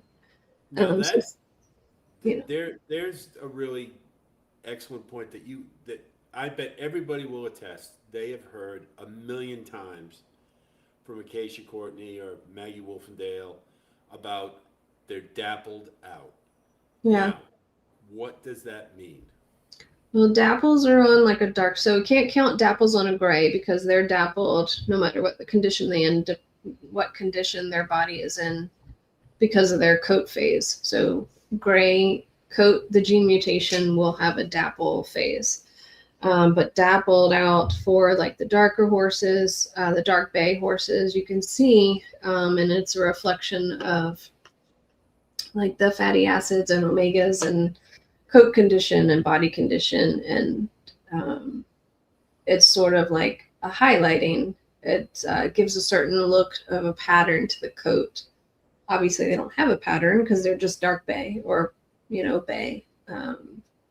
But you can kind of see the shading and the highlighting, and it pops out. And I wish I had a picture handy, but I do not. But you can see it when they walk by, and then they'll have dapples along their midsection, like their torso up into their haunches. So those are the dapples that they're talking about, but it speaks to body condition and vitamins, minerals, all the things, good balance of the coat condition, that type of thing.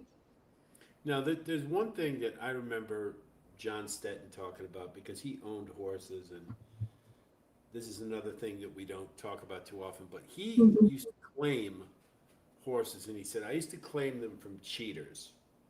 Yeah. And what he meant was not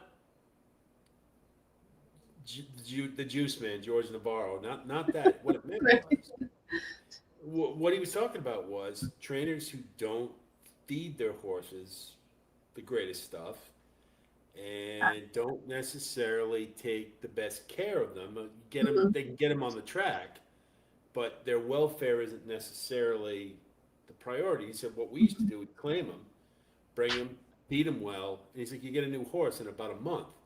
And um,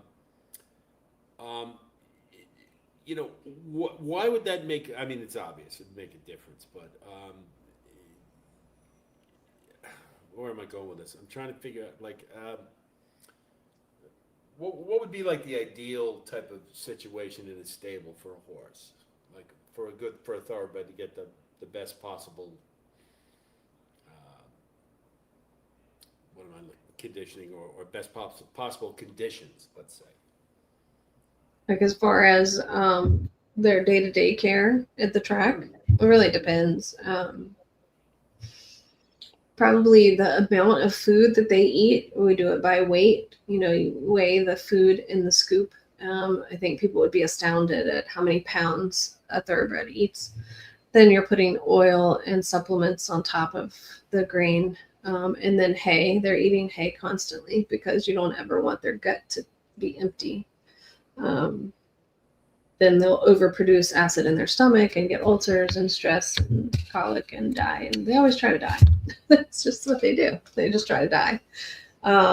But yeah, like high quality forage, and then probably the quantity and type of grain that they're going to get, and then their schedule.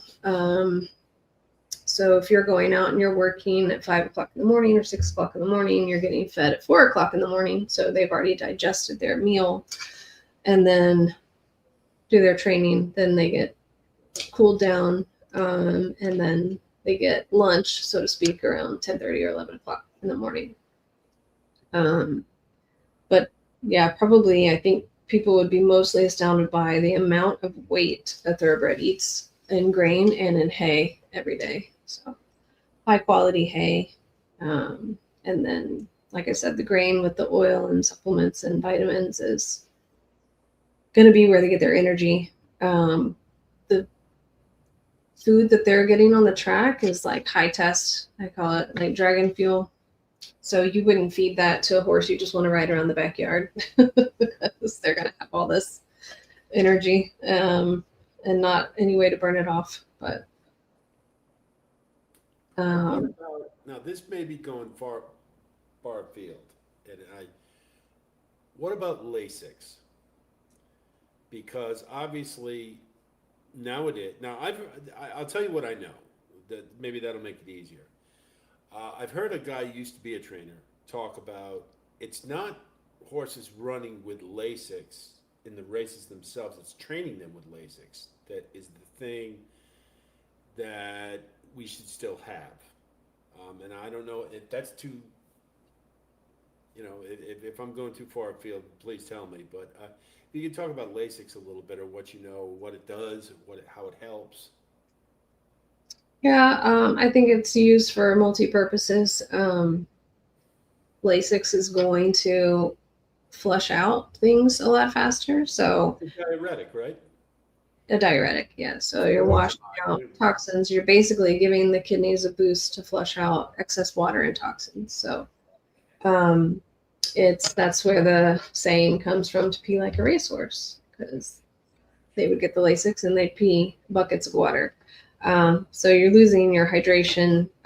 So I think that Lasix was used to get excess water off, because then you're a lower weight on race day, and then you're also flushing out medications. So I think a lot of what we saw in transitioning to the period where stakes races and Derby qualifying races were no longer allowing Lasix, is you were seeing people with difficulty adjusting to the withdrawal window for medications. So they'd say, oh, well, he popped positive. Well, yeah, it's a legal medication. Before, the window to flush this out of the horse's system was, let's say, 7 days, but those horses were getting Lasix. Now, these horses aren't getting Lasix, so they're not going to flush those medications out of their system as quickly. So your withdrawal window is going to be longer. And that's for you guys. One thing I'll point out, and this was a couple years ago, I made a fair amount of money out of it. Mm-hmm. I know Carson doesn't like to talk about this, but the fairgrounds, or the state of Louisiana, does allow Lasix in stakes races now. And some of you may know a horse named Hall of Fame. Steve Asmussen trained him, made a big splash on the Derby Trail, and then petered out. But he won a stakes race at the fairgrounds, and one of the big drawing cards was the fact that he could run on Lasix. Mm-hmm. And he has since been able to run okay off of Lasix. But when you're seeing, horses, not so much 2-year-olds, but 3-year-olds who are running on Lasix all of a sudden have to run without it. The Derby Trail, that's a big thing. And the different jurisdictions have, this is a great example of, like, at the fairgrounds, you can run with Lasix, not for the Derby perhaps, but for every other stakes race you Mm-hmm. can. But a lot of other jurisdictions you can't. So that's a lot of times, you think a horse is great, but you don't see that L by his name in the past performances, and all his other races have the L. It's a big Mm-hmm. thing. And that may be part of it too, is that the Lasix allows him to discharge water weight. And I know a lot of trainers don't like the horses to drink any water before they race. Right. I've heard that. They don't let them eat. They want them to be Probably so hungry that they want the race over with so they can eat. Race fit. Yeah, and then Lasix also has multiple other purposes as far as you're getting fluid off. So horses that have issues with pulmonary hypertension and they're getting fluid in their lungs, or they call bleeders. So they're bleeding into their airway. So that's another lesson in pathophysiology that would be another hour long, but that's extended benefits of Lasix. So they're also talking about Lasix basically leaching the minerals from the diet. So you're washing out medications and toxins from the system, but with that will come vitamins and minerals, which help with bone density. So they're saying that continued use of Lasix in these horses has basically leached all the good vitamins and minerals along with the bad, and now they're more fragile. Now I was gonna, yeah, that's an excellent point, and it just reminded me of something I wanted to ask you about. Is that, you know, this has been a thing for years. People would talk about how fragile the breed is now, Mm-hmm. and I remember at first, for the first few years I was handicapping, I started to say, I go, you know what? Maybe it is. If they're giving them Lasix all the time, that eventually in the breed they don't produce they because they don't produce whatever chemicals or whatnot. Now, is there any validity to that, do you think? I don't really, yeah, I don't know that I have enough experience or Okay, knowledge no, that's to fine. say. I just, well, what the other part of it is that I go by is I think Mhm. it's more the trainers, their egos. They don't want to run a horse unless they're absolutely 100%. Look at what Safi Joseph keeps doing with forged steel. You know, he enters them and then he scratches them, and they're like, oh no, we can't win today. We'll put him in a race where he can, which is fine. Sure. But when a race goes from 8 or 10 horses down to 5, like the I think it was the Oakland Handicap that happened, and um, so that's been more my thing, is that these horses don't run enough, and the main reason is these guys Mhm. are afraid to run them. If you look back in the old days and you saw how many Derby preps or citation ran the week before the Derby, Mhm. okay, I mean they can still do it. You see, every once in a while, Dick Dutrow will wheel a horse back in a week. Yeah. It can be done. At Royal Ascot, they'll do it in 5 days. They'll run Yeah. them back. Yeah. And they do that in Australia as well. And, like we just talked about, Dark Star won the Tuesday before the Derby on Saturday. So Yeah. I know that's been decades ago, but still possible. Who was that horse Woody Stevens had who won the Belmont? That he it was it Conquistador Cielo? I think it was. He or he talked about, it's like he just won a race the week before, and they're like, "Why don't you run him in the Belmont?" He goes, "You know what? Why don't I run him in the Belmont?" And he tricked him into thinking, the horse. He tricked him into thinking that he wasn't going to run, or some weird thing he did. And luckily they got rain that day, and Conquistador Cielo blew the field away. But it can be done. I mean, it's they can run more than once a month. Sure. The claiming horses run every 2 weeks because they have Yeah. to, you know. But it's a little overblown, about, to me, in my opinion. I don't know the science behind it and all the genetics, and Jessica Tugwell Singleton could probably fill Yeah. us in on that. But yeah, I was just curious about that, because. And then the other one is Butte, which you never see in the past performances anymore. I don't even think they can run with it. Um, That's so weird. We used to give Butte all the time. It's aspirin, right? So I don't know. doesn't it deal with inflammation? Isn't it reduce Yeah. swelling? Yeah, well, yeah, of course. Aspirin, anti-inflammatory. Because I But know, there has to be some other component that they call it blood doping. So there must be something that you can hide with the Butte. I don't know.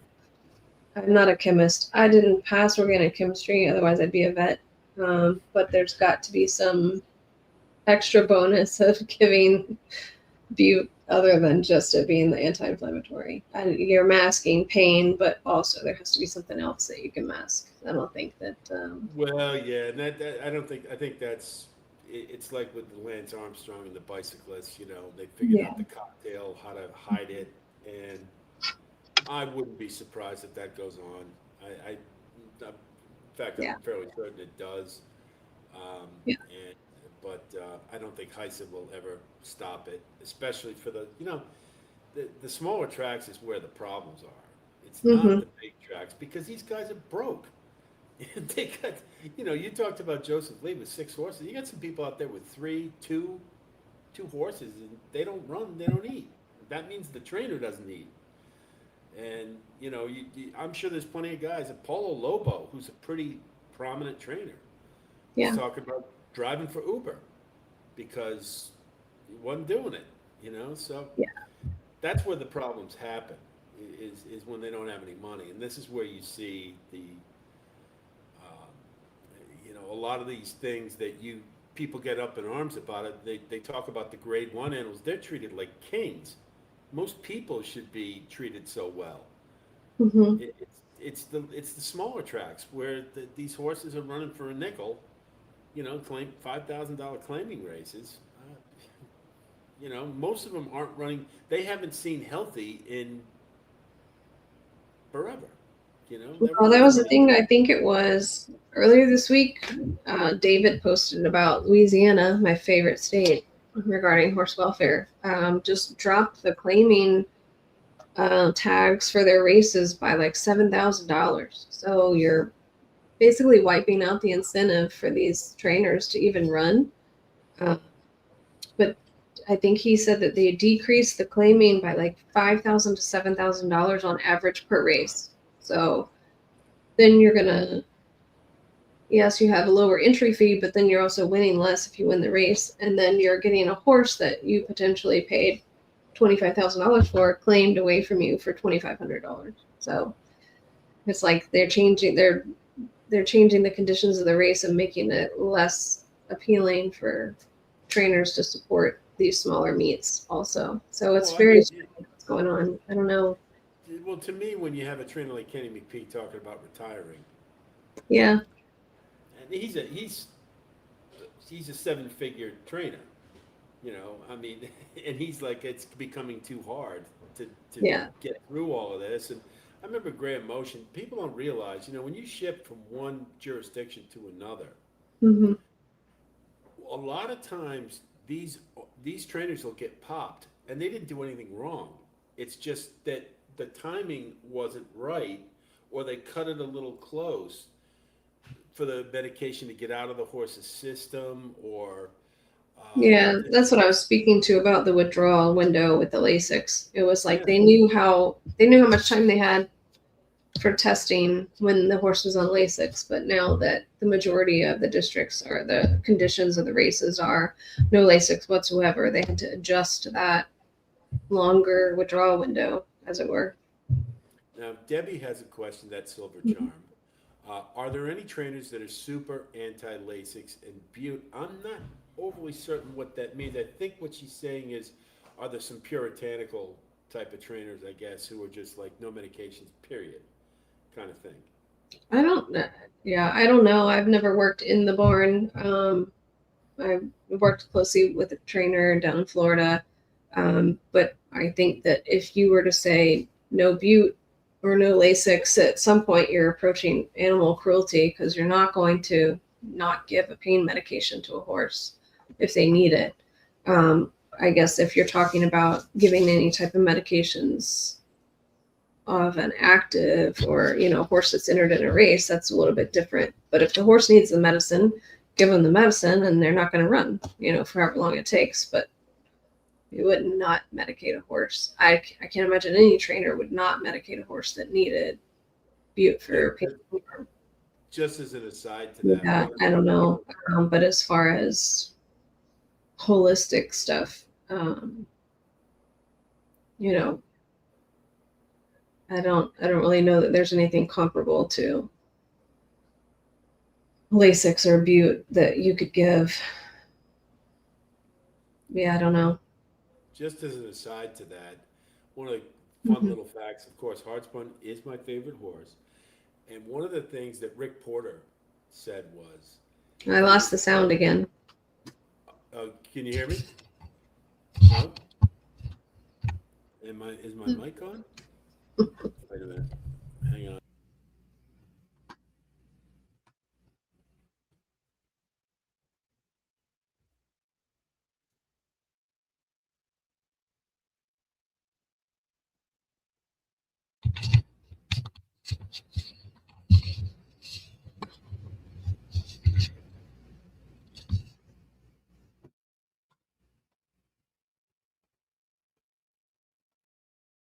What in the hell? I don't know. Can't hear anything.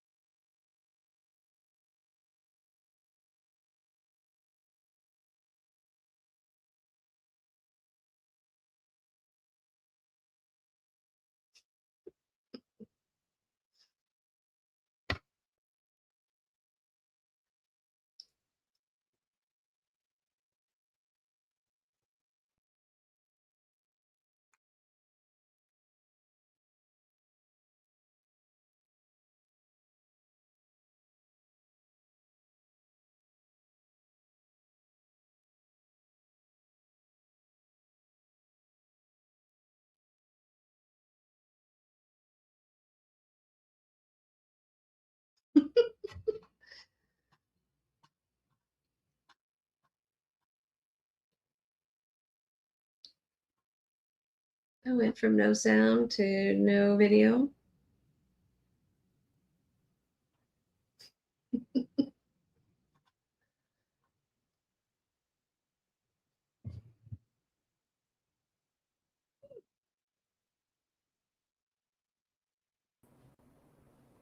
a minute. Is that it? I Yes. can hear you now. Wile E. Coyote. Super genius. Sorry about that, guys. Now, I did, that was what Debbie meant. Now, where was I? Masking pain can increase the risk of a breakdown. That is true, and it happens quite often.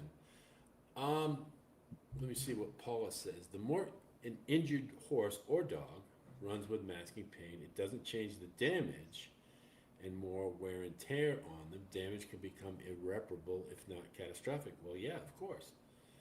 You know, that was something that I remember I was in the paddock one day, and a horse was walking weird. Can't describe it any other way. And their hind legs were like they were almost crossing, almost doing that little Zanyata type of shuffle. And I said, that's a weird way of walking. Somebody said, well, the horse might be sore. Would that be something is there something in their gait, if you're watching them, that you might pick up and say, that horse looks sore? I don't know. I mean, I think it just depends on the horse and how they move. Like you would look at Goliath and you'd be like, holy shit, what the hell's happening? But he has string halt, so he's gonna move funny. Um, I think it's What's just that? more about knowing the horse's mechanics and how they habitually move. Laurel River was funny like that. It took him a while for him to get warmed up. And I think that the Kentucky vet scratched him on Breeders' Cup. So then they knew that the horse just kind of moved a certain way and took him a while to get warmed up. So they ended up running him over in Saudi Arabia. Yeah, we watched it that day, the two of us, and he blew the field away, Mm-hmm. and I didn't think he could get the distance. And it was, Yeah, I he was remember, just, we handicapped it on air, and I remember saying, I don't think he can, and then all of a sudden he gets out of the lead and it was over. yeah. Um, I think that's just about knowing the horse and placing them in the right jurisdiction. And whatever's going on with the state vets here has been going on for several years, and they're very particular about it. And who's to say that they're wrong? We don't know. Now, on an unrelated topic, because it's topical this week, what do you think about the new championship series? I didn't read anything about it. Well, I don't know essentially, anything about they've killed the Triple Crown, is basically what they've done. Naira and it. CDI, Maybe. Churchill Downs, We'll got see. together. Yeah, I know you hate. I know the evil empire. Um, they got together with Churchill Downs, and they basically created this thoroughbred championship series for 3-year-olds. 6 races. You only have to win 4 of them, apparently, or some. It's some points thing or whatever. They don't even know what the title of the last race is yet. I'll assume they're going to call it the D. Wayne Lucas Championship or something. Whatever. It's going to be the Derby, the Belmont, the Matt Winn, the Jim Dandy, the Travers, and then one final race. So they've eliminated the Preakness, the Haskell, and the Pennsylvania Derby.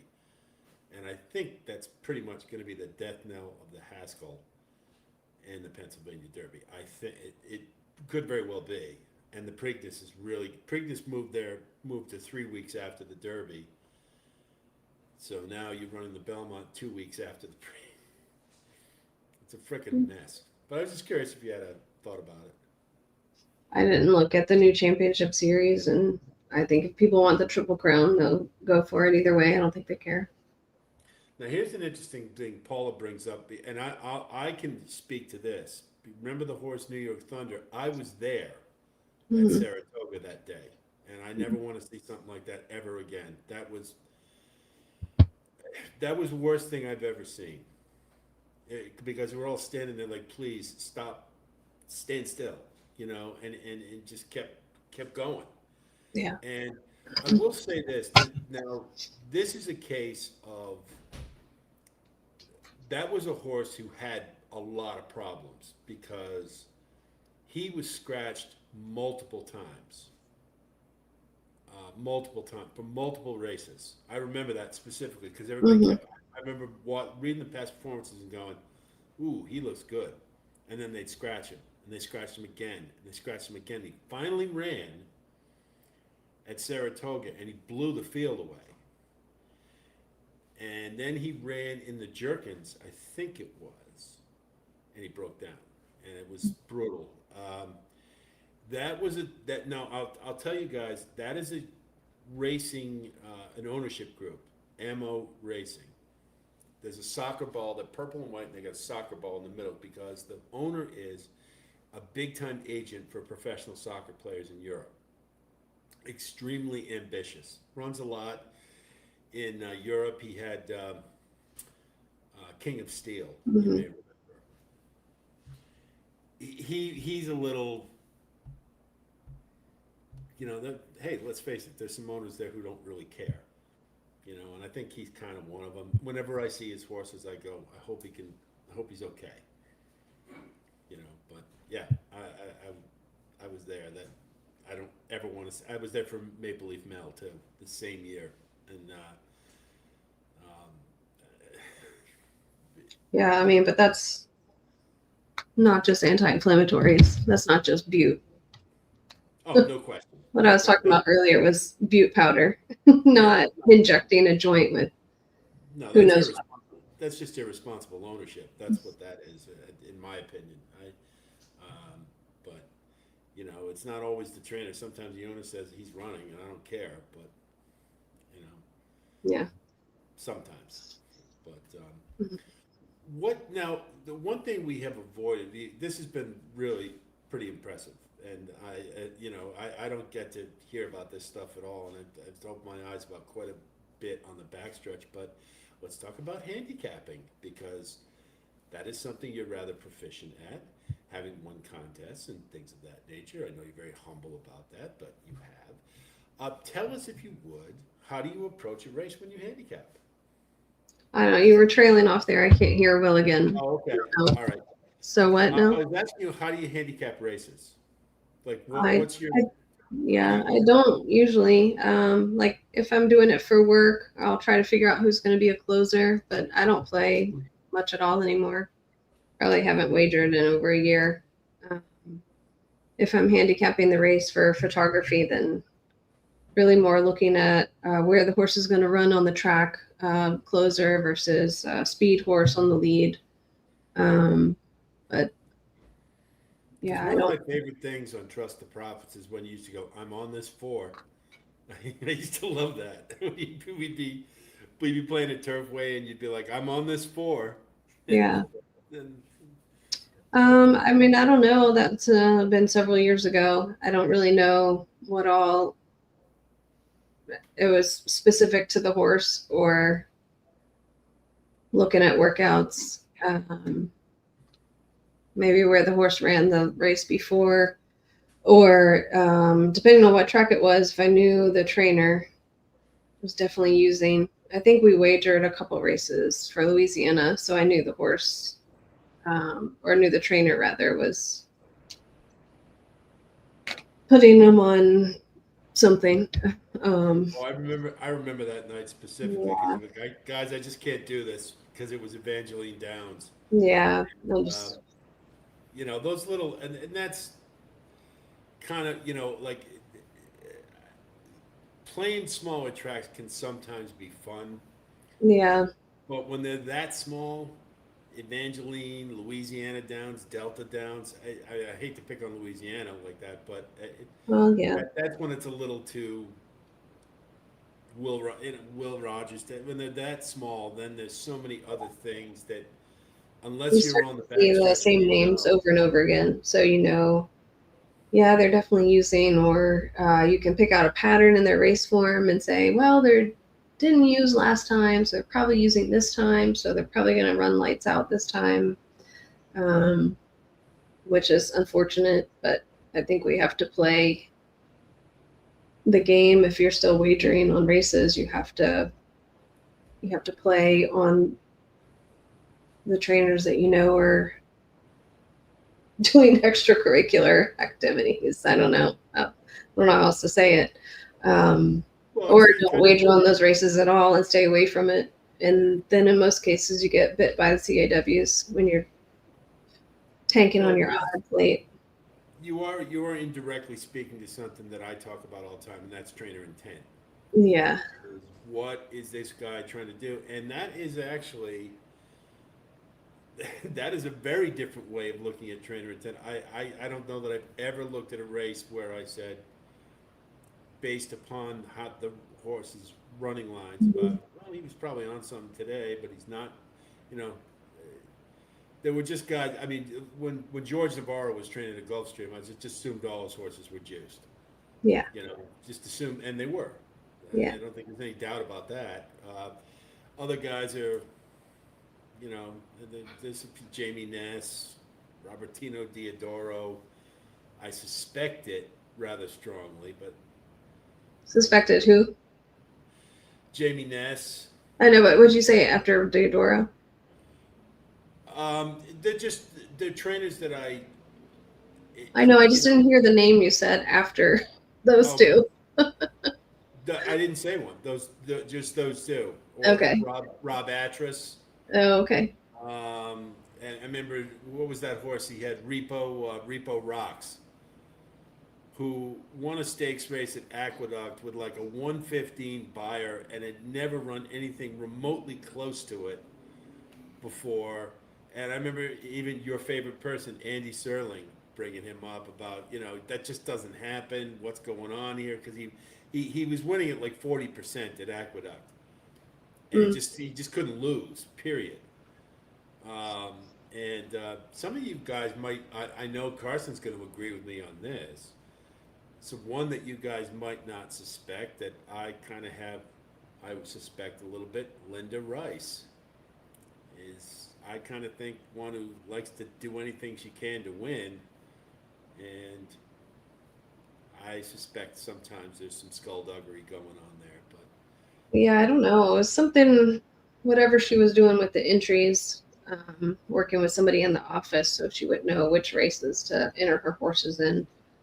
But I don't play New York tracks. I've never played Aqueduct. I don't play parks. I would have swung the wrecking ball myself for Aqueduct. I went there in December for the Remsen, and I was never more depressed in my life walking out of a racetrack. It was absolutely horrible. Yeah. Smelled hot everywhere, dirty. I'm about to light up a cigar inside the clubhouse. The security guy goes, "Oh, you can't do that." I go, "What are you talking about?" He goes, "You can't smoke in here." I go, "Then why do I smell pot everywhere?" You know. Anyway, I was very happy to see that one go. Um, I'll take Keeneland.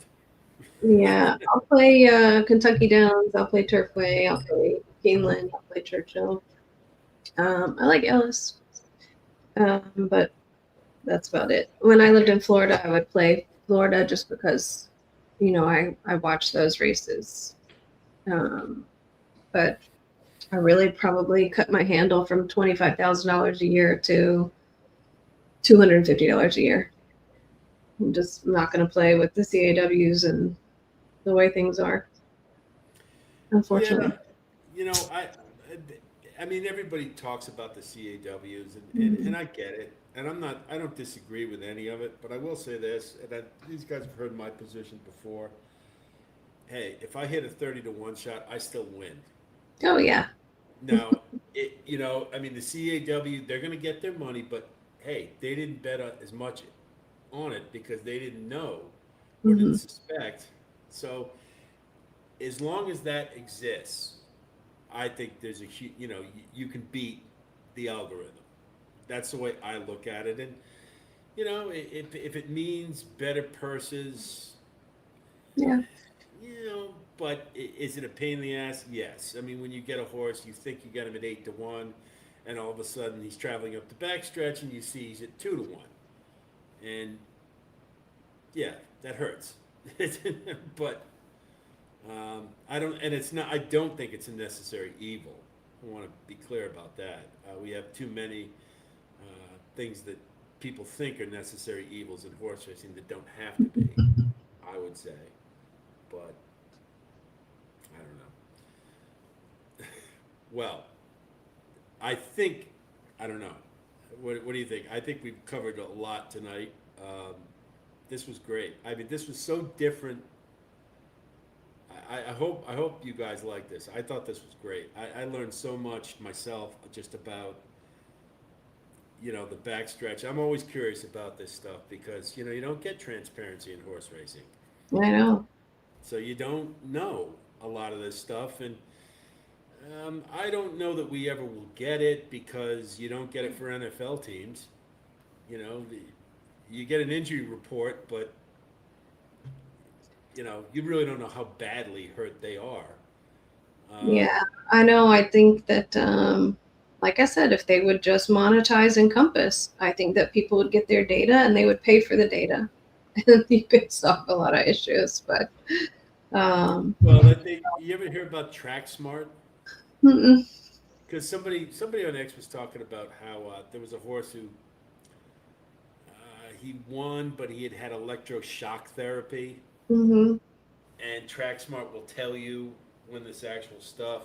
I never heard of it before, and I don't know, but like that, all those therapies and stuff, you know, it's so weird. People are weird. I know the more the old school trainer is, the less they're going to tell you. But they ultrasound or like red light therapy, or I wrapped the Puma's leg like every day when he was working up to the Derby. And then he comes up with this abscess or something and couldn't run. And it was just sort of like, they don't want to, I happen to know the person who runs their social media for the barn. And it's like, they don't want people to know that he has that done. And it's like, okay, well then, it's just, yeah, you do have to read the tea leaves quite a yeah, bit. I mean, there's certain thing. I mean, I always tell these guys, look at the scratch list. Brisnet provides it. That'll Yes. tell you a lot. When you see a horse who's scratched twice for veterinary reasons and all of a sudden is running, Yeah.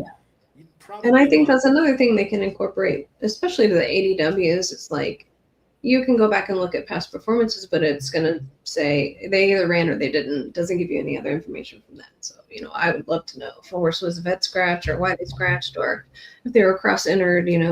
Sometimes it's hard to tell just looking right at past performance lists. So just little stuff like that.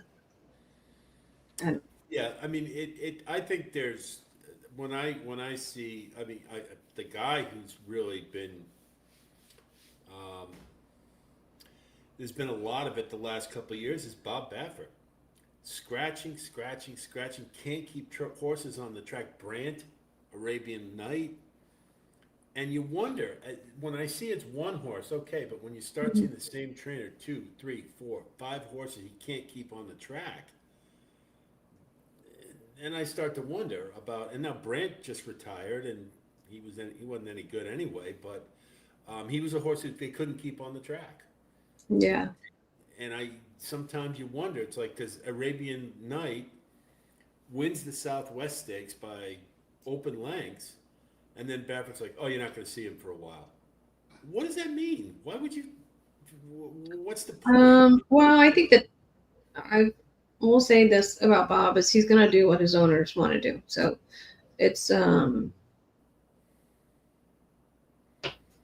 they have certain ownership groups that he runs horses for, and some of them don't want the horse to be very heavily raced at all. Some of them want to run in every race. They want to run, once a month. Let's go. If the horse can go, let's do it. But then he also has several horses who are owned by multiple larger ownership groups, and I think that most of it is they just can't all decide.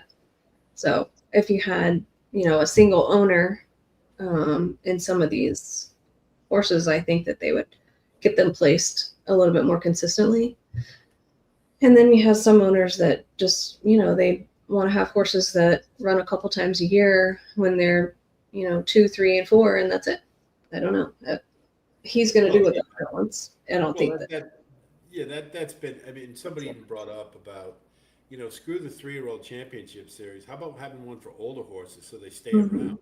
And I would be a much bigger proponent of that Yeah. because we need heroes. That's what drives the sport is continuity. And Mhm. I mean, and the champion. What's the big deal about having a championship series? Oh, you won 3 out of the 6 races. You got to win them all to Yeah, I be don't know. champion for Like I me. said, I literally did not read a thing about it. Right. I don't care what Naira does. But I mean, that was the cool thing about the Doesn't Triple matter. Crown. You had to win all. You had to win all three. Yeah.